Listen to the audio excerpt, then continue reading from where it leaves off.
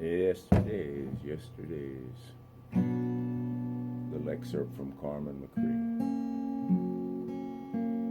You know, we've been doing some hard traveling. Yeah, well, George did some hard traveling. George was a mailman. And after 48 years on the job, George decided to retire, collect his pension. Nor rain, nor sleet, or snow, through all kinds of weather, George did go around the same neighborhood. And he arrived at the first house on the route, and everybody knew that George was going to retire. And you know how I used to deliver mail at Christmas time, and people would give you an envelope. I'd only do it for a few weeks while I was going to, higher education there, where they sanforize your brain and get you in tune with society. And well, when he arrived at the first house, he was greeted by a whole family who congratulated him and sent him on his way with a tidy gift envelope. At the second house, he was presented with a fine, large box of Cuban cigars, and the folks in the third house handed him a selection of terrific fishing lures and fly rods. And then at the next house, he was met at the door by a strikingly beautiful, blonde, blue-eyed lady. Not that that's the ultimate thing, but... And she had a very revealing negligee on. And she took him by the hand and gently led him through the door, which she closed behind him, and took him upstairs to the boudoir. Yes, and as they say, she blew George's mind with her passionate embraces. It was the most exotic experience he ever had. And when George had had enough, they went downstairs and she fixed him a giant breakfast.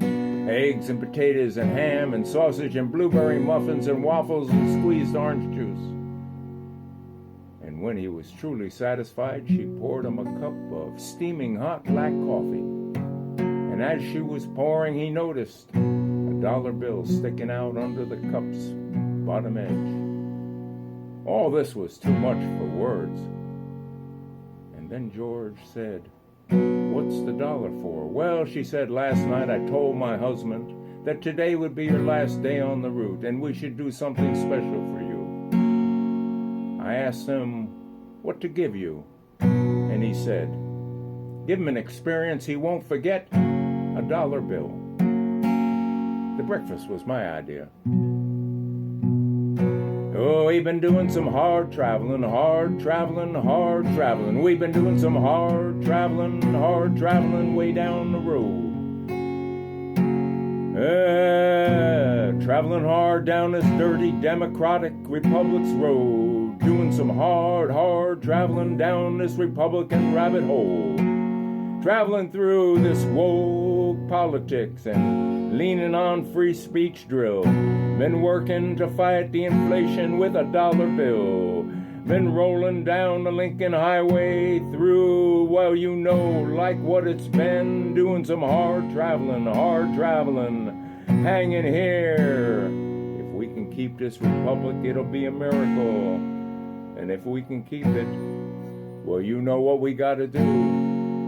I'll never tell you what to do, but I've been doing some hard traveling. Yeah, we all been doing some hard traveling. Because we all know they're pitting one side against the other. And if they can get the whole population fighting with each other, some people call themselves liberals and some people call themselves conservatives. And the more formal names are the Democratic Party, the Republican Party, the Green Party, the Communist Party. Oh, I'm independent, but I'm not in the independent party. I'm an independent thinker. Yeah, wasn't that kind of neat, the way they referred to Donald Trump as possibly being autistic? Maybe if we were all just a little autistic, maybe we'd be a little more truthful about the nation we're losing.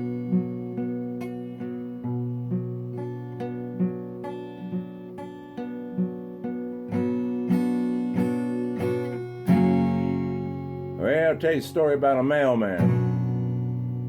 Mailman came to the door, rang the doorbell because he had a special delivery. And the lady on the other side of the door answered the door in her birthday suit. And I don't know what shocked him more, the fact that she was in her birthday suit or that he knew where she lived.